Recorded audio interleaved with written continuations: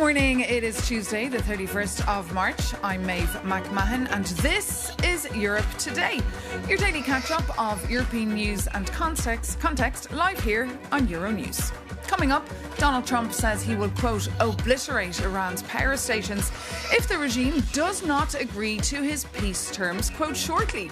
Tehran has dismissed the demands as, quote, excessive, unrealistic and irrational. We'll get the latest from Euronews' Persian news desk. And all eyes on Lebanon, where 2 more UN peacekeepers have been killed in Israeli strikes, bringing the death toll to over 1,200 in Israel's ongoing attacks, according to Lebanon's health ministry. Over 1.2 million people have meanwhile fled their homes. We'll speak exclusively to the Lebanese Justice Minister. But first, finance and energy ministers from the world's 7 most industrialised nations say they're ready to take, quote, any necessary measures to stabilise energy markets, but they stop short of announcing concrete action. France, which holds the rotating presidency, says the conflict in the Middle East is already having economic and financial repercussions with possible inflationary effects. For more, we're joined here on set by our Europe Editor-in-Chief, Maria Tadeo, who's been covering G7 meetings for years. Good morning, Maria. So what did you make of yesterday's talks? Yes, well, Maeve, look, we can talk about the G7, whether it's relevant or not relevant, whether now it's the G6 without the United States. Can you look at the global economy without India and China? Of course, those are very valid debates. But when the G7 meets, especially in the context of a crisis, that is important. And it also sends a signal to the world that they will take action together. And yesterday in that meeting, which was hosted by France with the rotating presidency, the G7 agreed, quote, and hopefully we can put it up on the board, that they will take all the necessary actions to intervene in this energy market to preserve the stability and the security of a very volatile energy global market. Now, at this point, we've seen that oil prices, Brent crude yesterday touching $115 a barrel. We've now had practically 4 weeks of oil hovering around $100 a barrel. Obviously, that has enormous implications for the global economy. The G7 reiterated yesterday that they will take and are ready to take measures. They will do so in a coordinated manner. And they also urged the countries around the world should not restrict oil exports. Now, all of that is a strong message, you could argue. The issue coming out of that meeting is that there were no specific actions and there were no concrete measures that were announced. So in a way, it was yes, all words and no actions. Remember, just a few weeks ago, the International Energy Agency agreed to release a massive strategic reserve of oil. 400 million barrels enter the global economy. That was not the case yesterday. There was no indication that will happen anytime soon before the reassurance with, yes, we'll take actions, but it's unclear what they will look like. And then, of course, Maeve, there's a big question around the focus point of this crisis, which is the Strait of Hormuz, which remains shut. 20% of the global oil transits through that waterway. It's unclear whether it will reopen. And to that extent, there's also a big question now in terms of the military operation. Is this weeks or will it be months? And then this overall theme, which is the U.S. preparing for a ground invasion of Iran, certainly when it comes to Khark Island, which of course homes the oil terminals of Iran. So a lot of that means uncertainty, volatility that feeds inevitably into the market and prices. And a lot of nervousness, of course, in this town, and the EU contemplating their own measures too. Well, yes. And look, when you look at the EU, there's 2 ways this can go. You can look at the national measures, which usually means a government will say, look, at this point, I got to cut VAT, taxes on electricity bills, on energy bills for households. They could also put in forward subsidies. That the same could apply for industries. The issue with the EU is that not every country has the same capacity. They do not have the same fiscal room to put forward measures. The other point which is relevant, however, is the EU measures. We know that they've looked at things like a windfall tax. They've also looked at things that could look at, buy-in in common, bulk buy-in, but also very relevant. Yesterday, the Commission, in a letter which we have here, is now urging member states, and this is very relevant, to also put in place demand-saving measures. This means, of course, that you try to tackle this issue through the demand, the use of energy. That could also mean, look, in this Easter break, don't get on a plane, maybe drive less, and some interesting numbers also coming in with the EU now estimating that just the bill in additional cost of fossil fuels is 13 billion euros. So obviously that leads to a big question about stagflation, lower growth and more inflation. Indeed, Maria Shea, thank you so much for all those details. And of course, you can read more about all that on our website, euronews.com.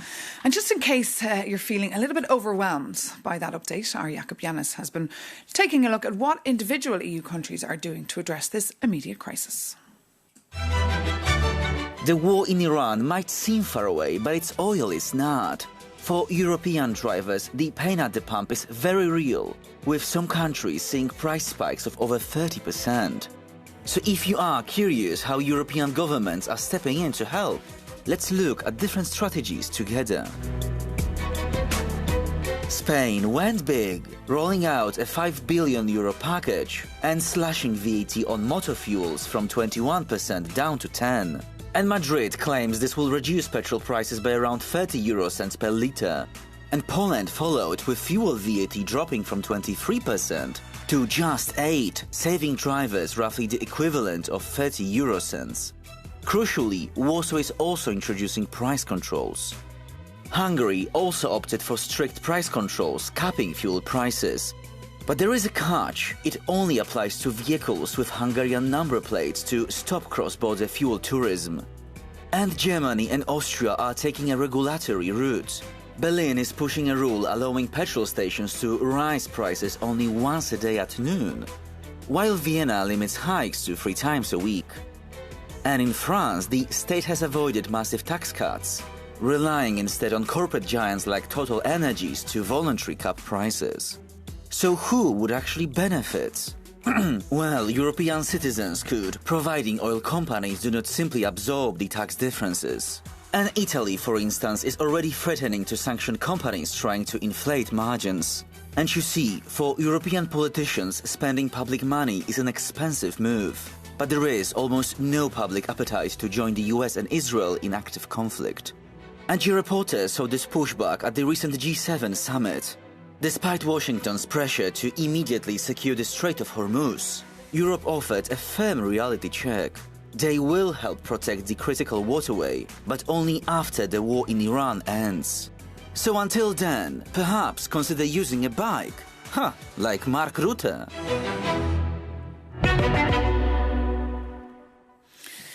Now, moving on, the European Union has condemned a decision by Israel's parliament to pass a law making the death penalty by hanging a reality for all Palestinians convicted in military courts.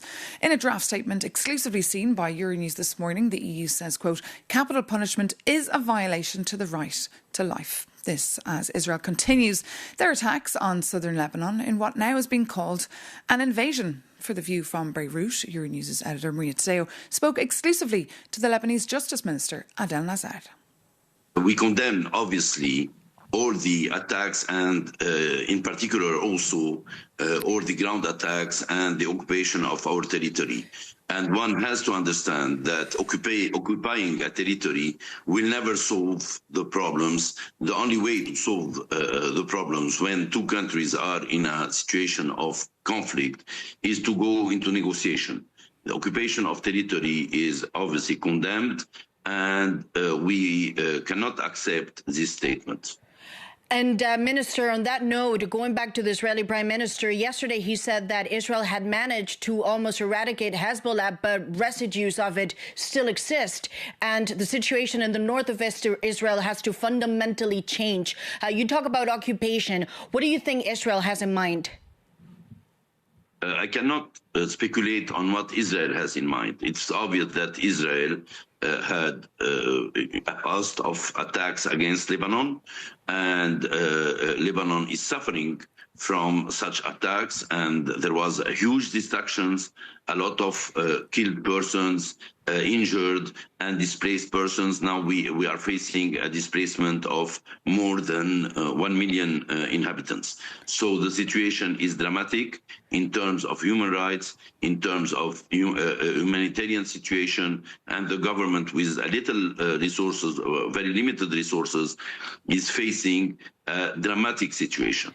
This being said, we are also fully aware that we have an internal problem, and we don't like, and we refuse to make it as a problem that is being raised by Israel, but it is a problem that we are raising ourselves which is the fact that Hezbollah is keeping a military infrastructure, and this is against the Lebanese government's will. It is against the law, and the position of the government is to take all the steps required to put an end to this military, let's say, infrastructure that is being used. If we make a small analysis, one will see that this is being used as if Lebanon was a military base in favor of Iran, and we refuse this also. And to that extent, I spoke with your prime minister 2 months ago, who said that he would not allow Hezbollah to drag Lebanon into a war directly with Israel. Nonetheless, you talk about occupation. Obviously, you also know there's now concerns that this is heading for an invasion of Lebanon. So how do you get out of this? What can you do internally, but also externally? We are fully aware that our position is very difficult because in one hand there are the Israeli attacks, and on the other hand there is Hezbollah undermining the state. We are aware that practically, in order to be able to conduct efficient negotiations, we have to hold the decision of war and peace and not to have a parallel organization undermining the state. On the other hand, it is also obvious that we cannot accept that our territory be used as a target by Israel the way Lebanon is being targeted. So we understand that we have these two difficult issues on the table. Iran is making a direct interference in Lebanon's internal policy and is contributing to undermine the state. We have taken clear decisions in this respect in the government, irrevocable decisions. The first one is concerns the monopoly of the force. The second is to declare the weapons of Hezbollah as being against the law. And courts are starting to apply this to any person holding weapons, including fighters from Hezbollah. So this is on the internal aspect. And on the external aspect, the President of the Republic has launched the idea of negotiations, to have negotiations being conducted under a format to be agreed upon in order to stop the war between that Israel launched against Lebanon. And meanwhile, the strikes continue between Israel and Iran, with reports of explosions and blackouts last night in Tehran and fears of an oil spill. For the latest, we can cross now to Euronews Lyon and bring in the head of our Persian news desk. That's Babak Kamyar. Good morning, Babak. So with now over 1 month of war, from the information that you can and your team can verify coming out of Iran, how are people doing there and what is the situation on the ground? Listen, Maeve, despite more than a month of war with significant casualties and damage, daily life has not completely collapsed. Internet access has been largely cut off since the beginning of the war. In most cases, people are effectively disconnected from the outside world. There are no major food shortages so far, but financial pressure is intense. Many people have lost their income and prices have surged. For now, life continues. You still see people in restaurants, exercising, and children playing, but always under the shadow of war. For many Iranians, explosions, drones, and fighter jets overhead has become part of everyday life. Some residents have chosen not to leave cities like Tehran, not only because few places feel truly safe, but also due to fears of looting, especially as attacks on police stations have weakened local security in some areas. In the past 2 days, electricity cuts have been reported in several parts of the country. In most cases, power was restored after a short time. However, it remains unclear how the situation would evolve if major energy infrastructure or power plants were directly targeted. What is certain is that any large-scale damage to these facilities would be costly and time-consuming to repair, which potentially serious consequences for daily life. And Babak, it looks like there's no end in sight to this war and no chance now for diplomacy. What is the Iranian regime saying? Well, it is still unclear how much of the current rhetoric reflects real intent and how much is strategic bluffing. What is clear, however, is that Iranian officials are publicly maintaining a firm position and continue to warn of retaliation. Iran faces a significant military imbalance compared to the United States and Israel. However, analysts note that its geography, especially around the Strait of Hormuz, gives Tehran room to respond through asymmetric means, potentially targeting shipping routes or regional assets. Senior officials have reinforced this message. Parliament Speaker dismissed report of progress in talk as wishful thinking, saying Tehran was waiting for arrival of American troops on the ground. This is they are going to punish their regional partners forever. Okay, Babak Kamyar, thank you so much for that update there from Leon. Now moving on with the Iran war showing, as you heard, no signs of slowing down. The US is now allegedly considering redirecting some of Ukraine's military aid towards the Middle East. This after President Zelensky concludes a trip to the Gulf in search of financial support. Meanwhile, EU foreign ministers are gathering in Kyiv today to mark the grim anniversary of the Bucha massacre, when hundreds of Ukrainian civilians and prisoners of war were murdered by Russian forces. For more on this, we're joined here on set by our Ukraine correspondent, Sasha Vakalina. Good morning, Sasha. Just tell us, what are the expectations for this meeting today in Kyiv? The European Union foreign ministers are in Ukraine's capital to show their support on this very emotional day for Ukraine. The 31st of March marks 4 exact years since the liberation of Bucha. This is, of course, Kyiv's neighborhood that was among the first ones to be occupied, but also the first ones to be liberated, showing for the first time the proof of the atrocities of the Russian army. Now, unfortunately, the EU ministers can show this support, but cannot really prove it because all the Ukraine decisions remain blocked. This is the 90 billion euros loan. This is the new sanctions against Russia and all the steps of the EU accession for Ukraine. Announcing the meeting in Kyiv, Ukraine's foreign minister, Andriy Sybiha, said that indeed he will be welcome to glad Kaja Kallas and the EU foreign ministers in Kyiv. We also discussed the EU's support for Ukraine, pressure on Russia and efforts to achieve peace and protect long-term stability in Europe. The key word here, Maeve, is discuss and not decide. And meanwhile, Sasha, we're seeing the Europeans facing a brand new energy crisis, whereas, Moscow's benefiting from higher crude oil prices and also sanctions relief. Fill us in.